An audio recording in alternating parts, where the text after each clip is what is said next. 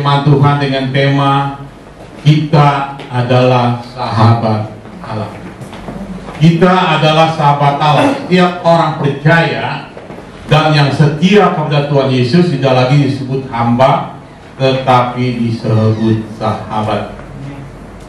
Sekali lagi saya katakan, setiap orang percaya dan yang setia kepada Tuhan Yesus tidak lagi disebut hamba, tetapi disebut sahabat.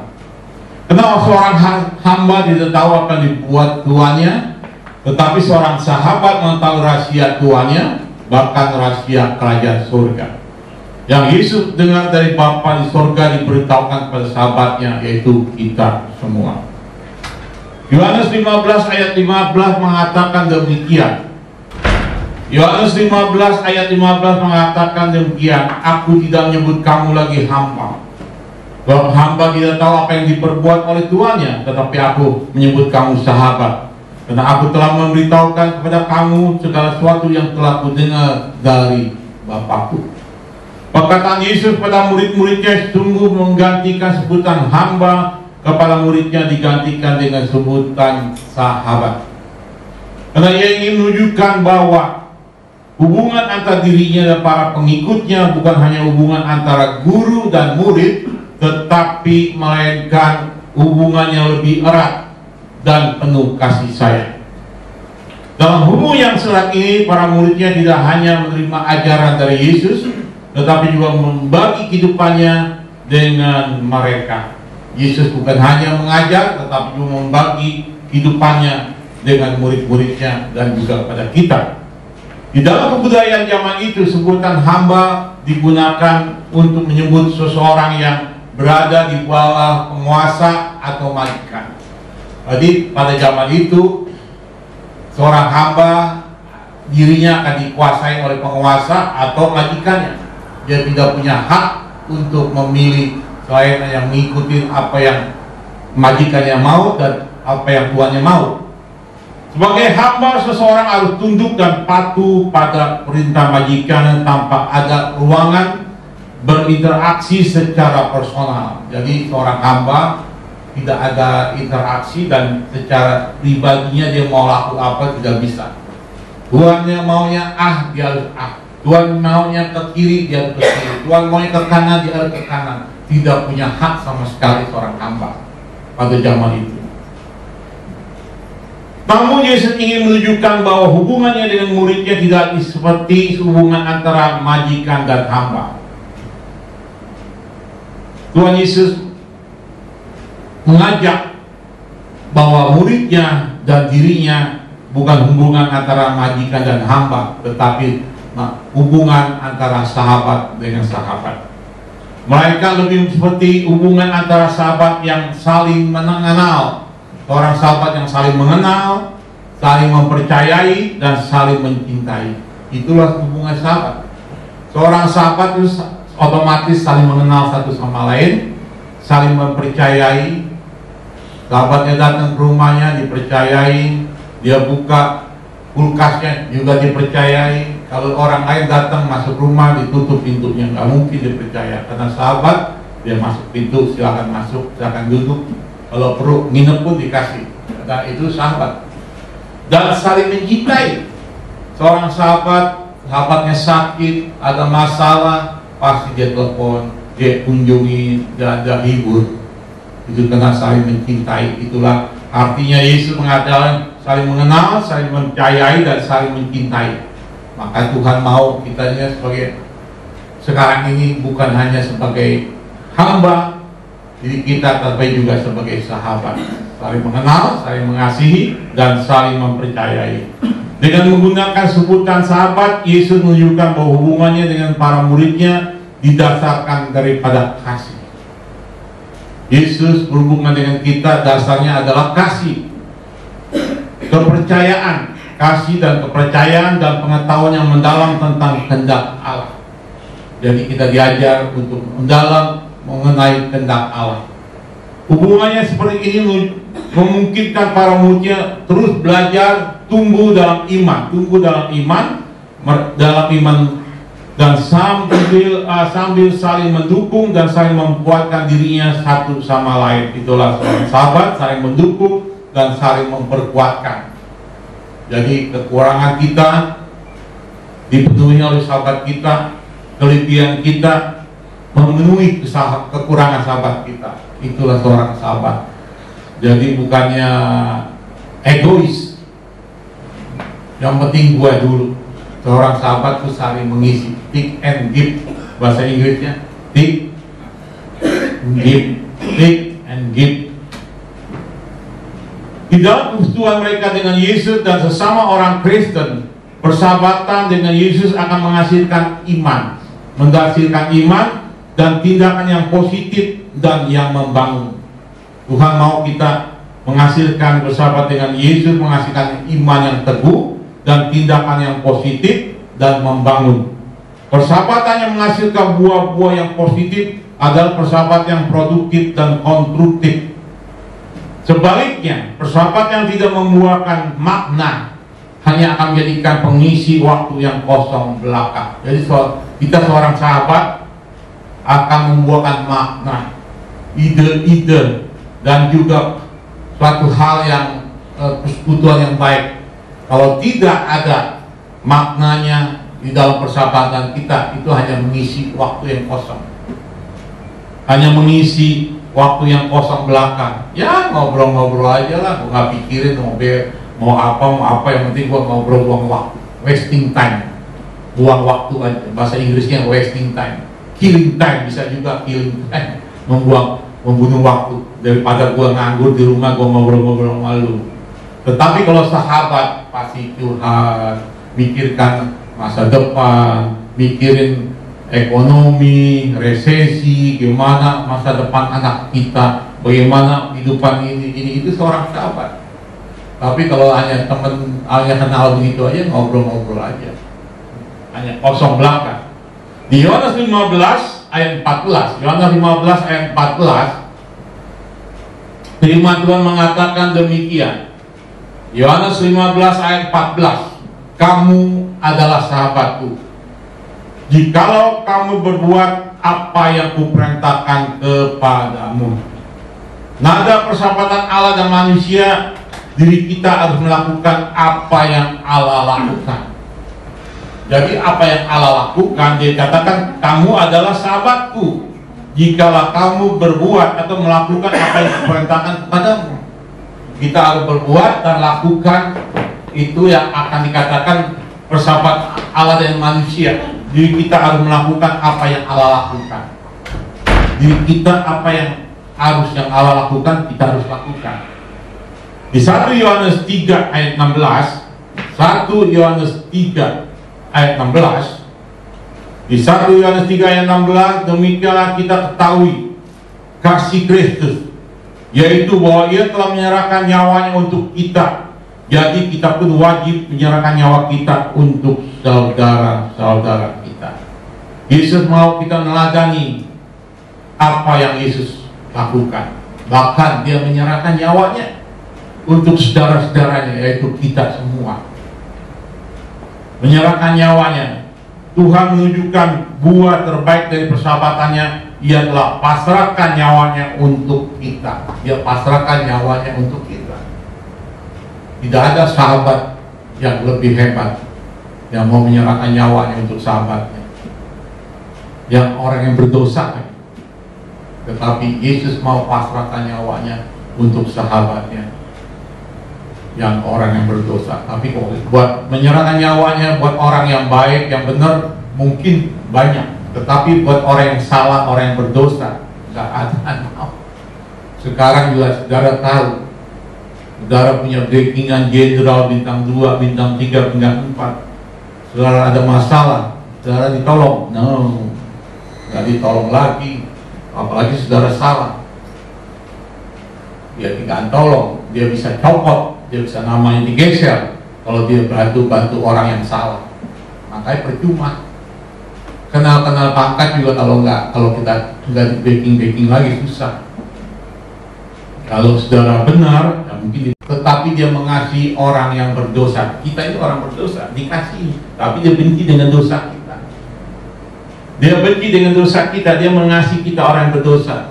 Makanya kita banyak orang mengasihi Allah, sahabat Allah tetapi berbuat dosa. Orang yang mengasihi Allah, dirinya otomatis mencintai apa yang Allah cintai dan membenci apa yang Allah benci. Tuhan tidak membenci orang berdosa, tapi Dia membenci akan dosa-dosa kita. Dia membenci dosa kita, tapi Dia mengasihi kita sebagai orang berdosa. Yang kedua, persahabatan dengan Yesus. Kita akan mendapatkan rahasia kerajaan surga. Rahasia kerajaan surga kita akan mendapatkannya, tidak ada tersembunyi. Tak sembunyi kuasa Allah, orang lain ditolong, saya juga. Tidak ada tersembunyi, semua diungkapkan kepada orang yang mengasihi Tuhan. Diungkapkan, kita tidak ada rahasia kerajaan surga yang rahasia buat kita, semua terbuka. Yesus menyatakan bahwa para muridnya adalah sahabatnya, karena Ia telah memberitakan kepada mereka segala sesuatu yang Ia dengar dari Bapaknya. Dia dengar dari Bapaknya, Dia ceritakan. Yang menunjukkan bahwa muridnya tidak hanya menerima ajaran dari Yesus, tetapi juga memahami rahasia-rahasia kerajaan Allah yang hanya dapat diterima oleh orang-orang yang dekat dengan Allah. Jadi semua rahasia kerajaan Allah tidak tertutup. Tuhan Yesus akan memberikan semua rahasia kerajaan Allah kepada sahabatnya, yaitu kita. Kalau kita setia pada Dia, kita akan mendapatkan hikmat dari Tuhan. Orang lain belum bisa ngerjain, kita bisa ngerjain. Orang lain belum tahu, kita udah tahu. Kenapa? Ada hikmat dari Tuhan, hikmat dari Bapa di surga memberi kepada kita. Makanya jangan anggap remeh hikmat Tuhan. Hikmat Tuhan kita kadang melebihi daripada orang-orang yang kita kenal, karena kita dikasih rahasia kerajaan Allah. Mungkin 2 tahun kemudian itu baru terjadi, tapi kita udah tahu duluan. Mungkin 1 tahun kemudian baru tahu ada masalah, tapi kita udah tahu duluan. Kenapa? Tuhan memberikan semua hikmat. Pernah seperti saya yang benar-benar saya dapat hikmat dari Tuhan ya, waktu saya di Australia. Bisnis mobil, showroom mobil di Jakarta, paling ngerti mobil, paling berat angkat handphone, telepon. Waktu itu nggak ada handphone, tahun 80-an. Saya pindah ke Australia tahun 90, bukan bisnis mobil tapi bisnis furniture, perabotan rumah tangga. Kayu aja, nama kayu aja saya nggak tahu, warna kayu aja saya nggak tahu. Di negeri orang lagi, bahasanya beda, situasinya beda, bisnisnya beda, saya bisa jalanin. Kalau bukan dari hikmat dari Tuhan, dari mana lagi? Saya bukannya dewa, saya bukan malaikat, tapi hikmat dari Tuhan. Ini saya cara kasar, zero, benar-benar zero. No, kok bisa bisnis di Australia? Bisnisnya beda. Kalau saya bisnis mobil juga mungkin satu jalur, Pak. Satu jalur. Nah, ini bisnisnya beda, situasinya juga beda di Australia, bahasanya juga beda, tapi saya bisa menguasai bisnis furniture dengan 8 outlet, dan saingan saya tuh besar-besar. Ya, kayak IKEA itu selalu saya satu-satu. Oh kan IKEA? Nah, itu salah satu kompetitor saya. Dia besar tuh. Saya pun besar. Dia dulu di Australia kira-kira mungkin yang dia punya mungkin 6.000 meter, 7.000 meter. Saya punya gudang 2 hektar. Toko saya 4.000 meter, 2.000 meter. Nyaingin bule semuanya. Pegawai saya 60 orang, 23 bangsa kerja sama saya. Amerika, Inggris, Belanda, Australia, Spanyol, dan Lebanon, dan Prancis pada kerja sama saya. Makanya bule-bule tuh, istilah kata saudara kalau lihat orang bule kagum kalau masih gitu. Karena buah saya gaji orang Belanda paling konyol. Wah, emang orang Belanda sifatnya sombong. Saya maki-maki, sono. Kenapa? Lu nggak mau, lu berhenti. Gua bos lu. Tetap ditunduk sama saya. Dalam negeri orang. Makanya kadang-kadang hikmat dari Tuhan kita selalu minta sama hikmat, kepintaran. Dalam sekolah apa. Saya gini-gini udah ngelewatin universitas banyak. Di Australia WA saya udah lewatin, Curtin dan juga lewatin doang. Belum pernah mampir saya. Cara kasar saya belum pernah duduk di universitas, tapi bisa lewatin semua, bisa. Yang kerja sama saya waktu 98, profesor dokter ada 2 kerja di Indonesia, kabur ke Australia kena huru hara. Dia yang membuat Go Public Bank Bali, namanya Profesor Muladi, kerja sama saya. Satu lagi Yohanes dari bank apa dia tuh, dua dari bank kerja sama saya. Profesor dokter kerja sama saya. Dokter gigi 2 dokter gigi sama saya. Di sana dia datang ke sana, dia harus praktek, harus sekolah lagi. Di Australia nggak bisa, dia nggak sekolah lagi jadi dokter, dia harus sekolah lagi 3 tahun baru bisa buka praktek dokter giginya. Dia nggak mau sekolah, ya udah kerja sama saya. Sini loh dokter gigi begitu. dokter 2 dokter profesor kerja sama saya. Apanya saya? Coba kalau pikir-pikir, universitas saya nggak pernah duduk, menang lewat doang, tapi bisa profesor dokter kerja sama saya, dokter gigi kerja sama saya, 2 orang. Nah, itulah hebatnya kalau kita bersahabat dengan Tuhan dan Tuhan memberi hikmat. Amin. Tetap jangan tinggalkan Yesus. Kali Yesus tetap Yesus, tetap bersahabat sama Yesus. Masa depan saudara pasti cemerlang. Amin. Orang yang mencintai Tuhan pasti dirinya takut akan Tuhan. Itu harus sejalan dan seirama dalam kehidupan kita orang percaya. Kalau kita mencintai Tuhan, pasti kita takut akan Tuhan. Harus sejalan dan seirama. Nggak mungkin kalau kita mengakui mencintai Tuhan, tapi hidup kita tidak takut akan Tuhan.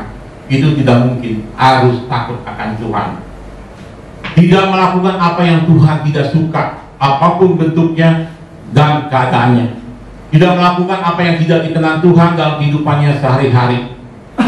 Pasti ingin melakukan apa yang jadi kerinduan Tuhan agar nama Tuhan dan dirinya dan keluarganya memuliakan Tuhan. Karena itu kita takut akan Tuhan dan juga kita mengasihi Tuhan. Ada satu cerita, seorang pendeta di Amerika, dia ketahuan selingkuh. Selingkuhnya ini bukannya setahun 2 tahun, sudah belasan tahun. Jemaatnya banyak, semua orang tahu dia orang baik, tetapi ketahuan belakang selingkuh. Waktu ditanya, apa engkau mengasihi Tuhan? Saya sangat mengasihi Tuhan. Apa engkau takut Tuhan? Saya tidak pernah takut Tuhan. Nah, mencintai Tuhan, tapi tidak pernah takut Tuhan.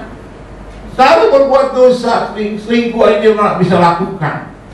Dia berbuat dengan dosa selingkuh. Dia mengasihi Tuhan, tapi tidak takut akan Tuhan. Jadi mengasihi Tuhan dan takut akan Tuhan seirama. Kalau sepatu kita berjalan samaan, nggak mungkin sepatu satu ke kiri, satu ke kanan, enggak, ke depan, semua dua. Itu orang yang takut Tuhan, mengasihi Tuhan pasti takut Tuhan. Kalau orang yang mengasihi Tuhan tidak takut Tuhan, Anda tanya siapa dia? Amin. Kita harus tahu. Pentingnya kalau kita hidup sebagai anak Tuhan, kalau kita sudah dekat dengan Tuhan, tapi perbuatan kita berdosa, apa yang terjadi? Mungkin kalau kita baru setahun 2 tahun jadi orang Kristen, tidak pernah melayani Tuhan, nggak intim dengan Tuhan, kita hanya sebut dosa. Tetapi kalau kita sudah melayani Tuhan, naik mimbar dan hidup benar dan apa, semuanya pekerjaan Tuhan yang luar biasa, tapi hidup kita bermain dosa lagi, bukan dosa. Coba buka di 2 Samuel 12. 2 Samuel 12 ayat 9 dan 10. 2 Samuel 12 ayat 9 dan 10. Ini yang Daud lakukan. Mengapa engkau menghina Tuhan? Nah, ini menghina Tuhan, bukan dosa. Dosa itu baru dosa kalau mudah menghina Tuhan, kelasnya naik tingkat. Dengan melakukan apa yang jahat di matanya, Uria orang Het itu engkau biarkan ditewaskan dengan pedang, istrinya engkau ambil menjadi istrimu, dan dia sendiri telah engkau biarkan dibunuh oleh pedang Bani Amon. Ayat 10. Oleh sebab itu baru Nabi Nathan dan Daud Sekarang firman Tuhan, langsung Tuhan menegur Daud. Oleh sebab itu, pedang tidak akan menyingkir dari keturunanmu sampai selamanya, karena engkau telah menghina siapa? Aku, dan mengambil istri Uria orang Het itu untuk menjadi istrimu. Daud itu orang yang dikasih Tuhan, orang yang ngurapin Tuhan, yang dekat dengan Tuhan. Ya anggaplah kalau hidup hari-hari itu pendeta besar yang jemaatnya ada 100.000 lah di Daud itu. Kalau sekarang itu curhatnya, tetapi apa? Berzina, ambil istri orang, membunuh suaminya, suruh perang ke depan. Tuhan marah benar sama dia. Tapi hebatnya Daud, dia mengakui dosanya, langsung dia bertobat. Kalau dia tidak mengakui dosa, dia langsung mati masuk neraka. Daud itu menghina Tuhan, maka dalam hidupnya Daud mendapat keadilan Tuhan. Walaupun dia dekat dengan Tuhan, dia tetap harus mendapat keadilan. Pedang tidak liwat dari apa dikatakan ayat 10 kalau nggak salah ya. Ayat 9 Ayat 9 dikatakan, mengapa engkau menghina Tuhan dengan melakukan yang jahat di matanya? Orang Het memiliki kawasan istri yang kau ambil dan pedang, bukan ayat 10 ya. Ayat 10 kalau nggak salah. Coba ayat 10. Oleh sebab itu, pedang tak akan menyingkir dari keturunanmu sampai selamanya. Pedang. Adiknya diperkosa sama abangnya, abang angkatnya, apalagi ibu.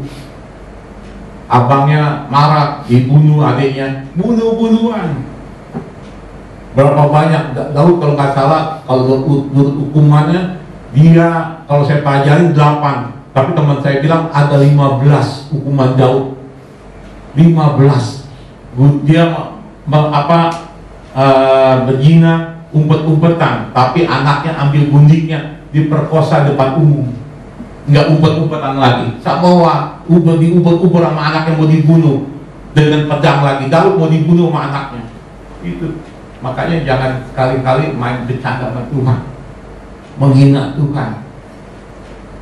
Makanya kalau jadi orang Kristen yang benar-benar, kalau mau jadi orang Kristen jadi iblis lah, cepet-cepet. Jangan setengah iblis, setengah Kristen. Akhirnya tuh 15 hukuman Tuhan pada Daud. Kenapa dia menghina Tuhan? Semenjak saya bertobat, ya puji Tuhan, saya nggak pernah berani menghina Tuhan. Naik mimbar, berzina jalan, mabok jalan, hidup yang nggak benar jalan. Saya takut Tuhan, saya mengasihi Tuhan dan takut Tuhan. Kalau saya bernasar sama Tuhan, kalau saya berani berbuat yang dosa, menghina Tuhan, saya nggak mau diundang lagi kemari. Saya nggak berani injak mimbar, walaupun gereja kecil anggapnya, gereja besar apapun saya nggak akan berani datang, karena saya tahu saya sudah berdosa. Makanya saya berani datang kemari, berarti hidup saya masih kudus, Pak Nugroho. Oke? Berarti saya masih kudus, hidup saya masih berkenan depan Tuhan. Oke.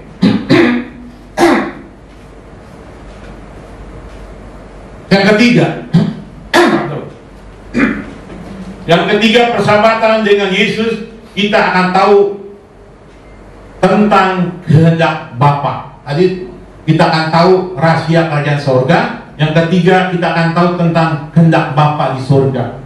Pernyataan ini juga menunjukkan bahwa hubungan antara Yesus dan Bapa sangatlah intim, bahwa Yesus memiliki pengetahuan yang mendalam tentang kehendak Bapanya.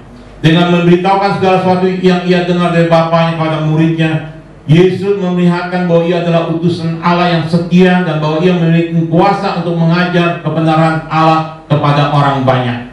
Sekarang kita menyadari bahwa memiliki sahabat sangatlah penting berarti dalam hidup kita. Lebih lagi kita menjalin persahabatan dengan Tuhan.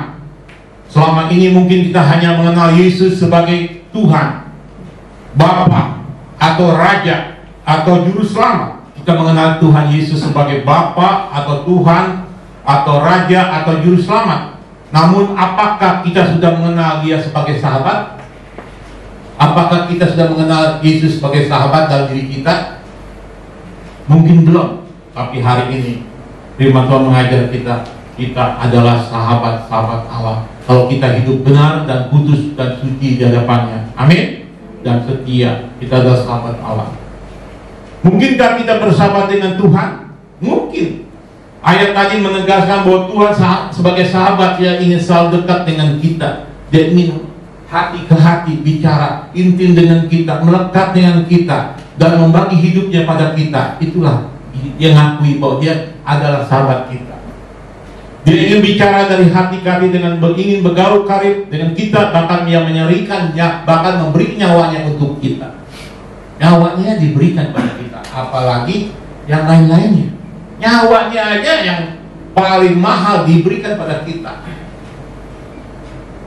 Tapi sayangnya kita sering menjauhkan diri kita darinya, dan tak punya, kadang-kadang kita tak punya waktu untuk Dia. Berdoa 2 menit, semenit selesai. Ke gereja seminggu sekali, mungkin sebulan sekali ke gereja. Hari-hari kita nggak pernah berdoa, nggak mau dekat sama Tuhan, dan hanya butuh baru cari Tuhan. Kalau nggak butuh, nggak cari Tuhan. Itulah kita kadang-kadang yang ada di sono tapi sini, sono sini. Ada juga di sono sama di sini. Makanya kita pagi, sore, malam kita berdoa cari Tuhan. Kita akrab dengan Tuhan. Apa yang masalah kita, apa kesusahan kita, apa problem kita, kita bicara hati ke hati pada sahabat kita. Amin. Dia akan tolong kita, akan buka jalan. Menjadi sahabat Tuhan adalah bila kita melakukan apa yang Tuhan perintahkan. Karena itu jadilah sahabat yang baik bagi Tuhan dan sesama manusia. Karena itu jadilah sahabat yang baik bagi Tuhan dan sesama manusia. Ada satu cerita yang terakhir. Suatu hari ada seorang bapak mempunyai 4 anak laki-laki. Dan bapaknya ini seorang yang takut Tuhan.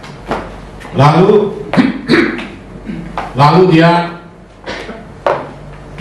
memberi pengertian akan Tuhan Yesus.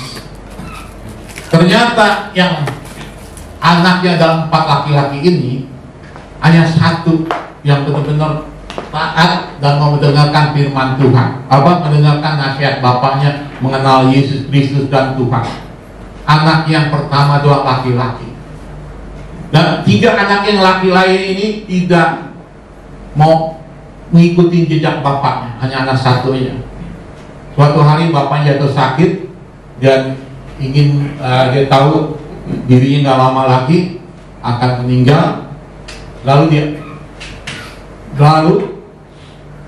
dia panggil anak yang laki yang pertama.